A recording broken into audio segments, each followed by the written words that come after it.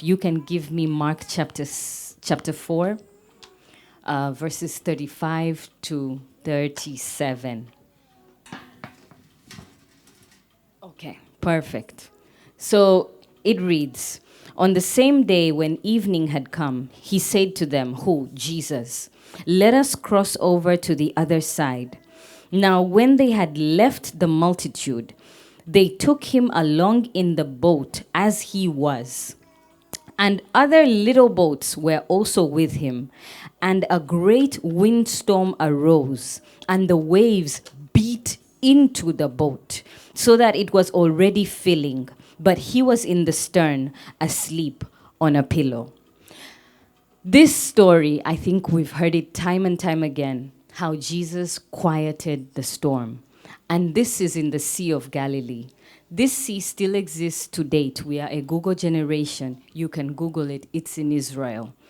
It is not a small body of water. It's around 53 kilometers round. To give you context, from like Mbezi to Posta is like 17 kilometers. So imagine thrice that distance. It's not a small place. And it is thought that by the time the storm is hitting, they're in the middle of this sea. So everywhere you look, there is no land in sight. It's not a shallow place either. It's 43 meters deep. The average human being, unless you're like Pastor Precious, you're about 1.5 meters tall. So it's like 40 human beings standing on top of each other in terms of depth. Now, when you think about falling into a sea like that, you might react the same way the disciples reacted, because that very thought means you are facing death. Pretty much, you're looking death into the eye. And so the most interesting part to me is, it was never the disciples' idea to get into that sea.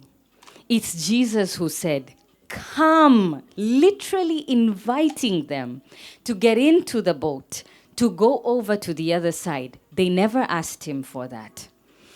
And so many times, even in our lives, there might have been things that you decided to do because you felt that prompting.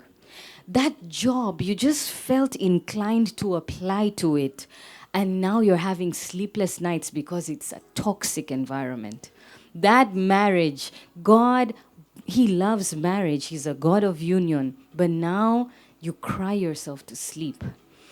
That business that you thought was going to change the trajectory of your family, and you heard and you felt God leading you in a particular direction. Nowadays, you can't even sleep. Sijaposti, competitor kashaweka. Hii mali mpya, mbona yule kashaitanguliza? Sleepless nights. And yet, Jesus, didn't you tell me to come? To go to the other side? And now the most frustrating thing, I think, for the disciples is the same Jesus who told them to get into the boat, to go to the other side. When the storm now hits, He's nowhere to be found. And that there are times in our lives where it feels like that. Like, God, are you even here? I can't see you. I can't see your hand. I can't feel you. I can't hear you in this situation. And it took them physically seeking out Jesus to find him asleep somewhere unbothered. And the disciples were perplexed, confused, that would you rather see us die? For the same situation you got me into, you are now completely silent. I think this is something that can resonate with many of us. So God, where are you in this? You see the way my boss is treating me. You see that co-worker, they're out to get me. You see this man, he's stressing me. You see my mother, the way she looks down on me. My father, the things he's done. You put me into this family. You put me into this situation. You put me into this job. And I can't see you. I can't hear you. I can't even feel you. And you know what?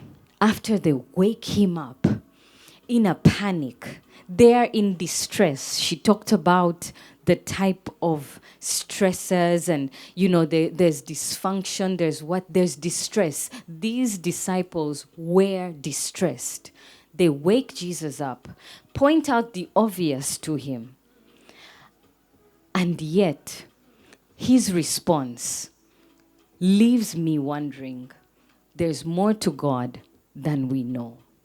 Verse 40, because they come to him and they say, don't you even care? Are you not even bothered? And Jesus replies to them and said, why are you so fearful? How is it that you have no faith? What this tells me is Jesus was expecting them to deal with the storm themselves.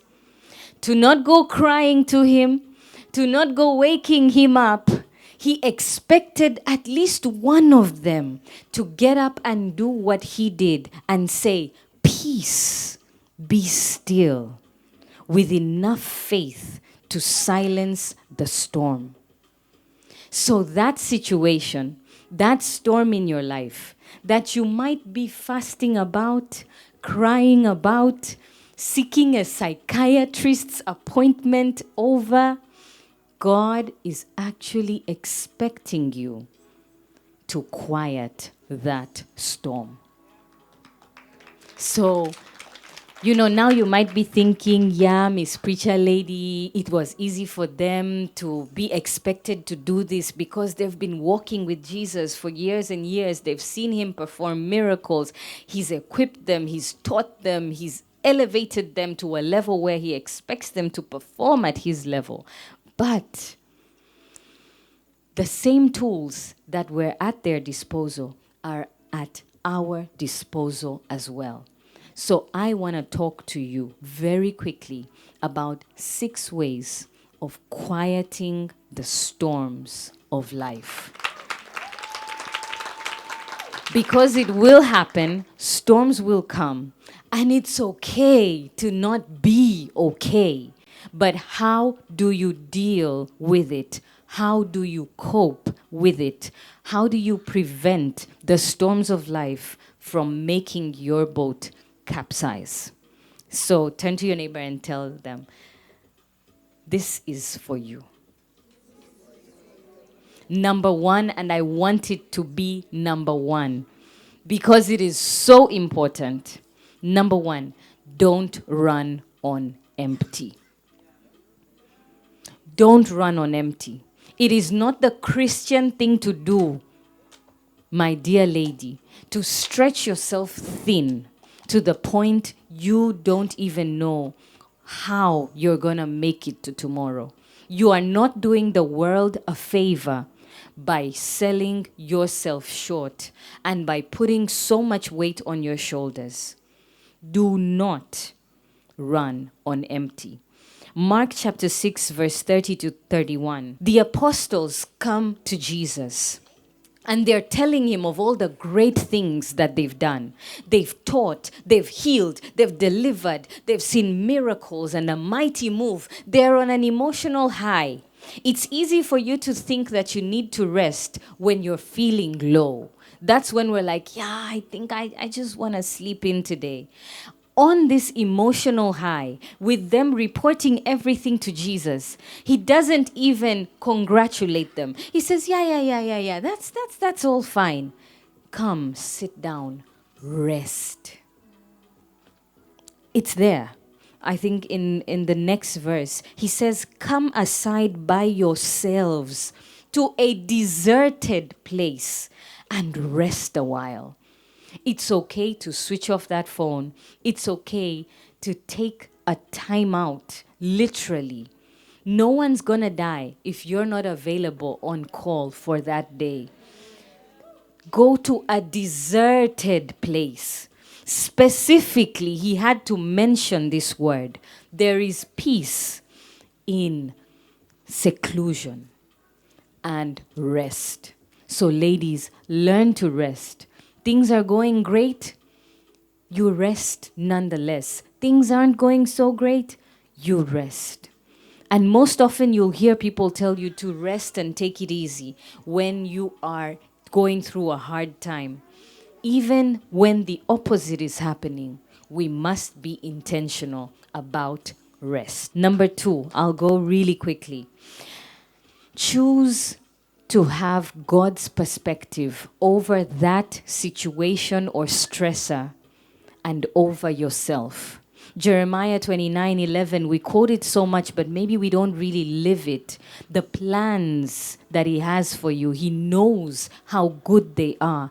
Take refuge in it. In this situation that you're in, that is stressing you, that is hurting you, that is breaking you, there is still God in it. And the way you see it is not the way God sees it. Because you see, in the verse that we read in Mark about the storm, he let them go through the storm before he stopped it. There is a learning, there are tools that he wanted for them to come out of that experience with. So what tools is he molding in you? What values is he instilling in you? View that situation and view yourself the way God sees you. You think you're not good enough. You think you're not doing enough. You think you're not pretty enough. You think you haven't achieved what you hoped to achieve. But God is telling you, you are strong. You are the head and not the tail. You are Elohim. You are God in that same form that you are. The way you are wonderful and fearfully made. So change your perspective about you and about your situation. Number 3, contentment. Contentment. The way you look, the amount of money in your pocket, in your wallet, the job that you have, the business that you run, all of these, the family that you're in, the setup that you're in, all of these can be pressure. And if you're looking over your shoulder at that lady next to you, you know what that is? That is added pressure. Ameenda Dubai. Huyu si alishindwa kabisa shuleni. Another trip Amsterdam, for real? Na hizi nywele za Jonijo. How is she even able to go there? I just wish if my nose was just a little narrower, if I lost a couple more pounds around my waist. Pressure. Ameenda gym tena. Yani mimi, I can't even stick to this. Hey, mbona ame snap back like that? Pressure. Someone's like, am I a stressor right now? She's looking at me like maybe I'm the stressor here. For real. Contentment. I'm not saying that we stop ourselves from wanting to do more and be more and to keep grinding, we're on that grind. I'm not saying that. I'm not one to settle for mediocrity. But once you have done all that you can do and God is in it, you must learn to get to a place where you say, I'm good. I'm okay. I don't have iPhone 16. I'm okay. Yeah. I've not gone to Dubenga. I'm okay. Pressure. Remove it. 1 Timothy 6:6 says, now godliness with contentment is great gain. The Bible is telling us that it is advantageous to us to be able kuridhika. Contentment ni kuridhika. So that you're not always straining yourself, looking at what somebody else is doing, trying to outdo yourself, outperform, outshine, out everything, and you crush yourself under this pressure. You meet people who are suffering from a mental breakdown. They're working 24/7. And by the way, sometimes you think that you're working very hard because you're employed. At least you clock off. When you're an entrepreneur, you can easily get into the trap of working 365 days a year. There is an anxiety known as sijaposti anxiety when you're an entrepreneur. For real. People, they're like, Dio. Yes. Contentment. Philippians 4:11-12.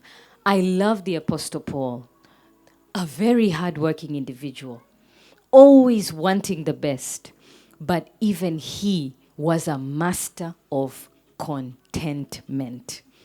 He says, I've learned to be full, but even when I'm hungry, I'm okay. I've learned, I enjoy having a lot, but even when I have nothing, I'm okay. I've learned to dwell in great success, but even when things aren't looking so bright, I'm okay. Ladies, it's okay. Let's slow down. Backpedal a bit. Release some of this tension and pressure. Learn to be content. I'm almost done. Number 4.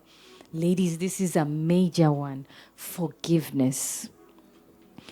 In one of her slides, she had PTSD, post-traumatic stress disorder. What is it? You've gone through something terrible. Something shook the very core of you. And now every time you remember that event, you break out into a cold sweat. You breathe funny. You're besides yourself. Forgiveness is not forgetting. Some of the things that we go through are very hard, nearly impossible to forget. But forgiveness is removing the emotion that is attached to that encounter. I think in one of the things, I'm no psychiatrist, but probably in dealing with PTSD, one of the things they must tell people is to let go. She's nodding. Let go. When you're dealing with life's storms, learn to forgive, to let go. Jesus himself teaches us that forgive and you too shall be forgiven. I'm not telling you that what they did is okay. What your boss, your ex-boyfriend, your best friend, your shosti did to you, I'm not saying it's okay. But what I am saying is remove the emotion from it by forgiving, so that that thought is no longer a trigger, is no longer a stressor in your life. Number 5, avoid emotional baggage.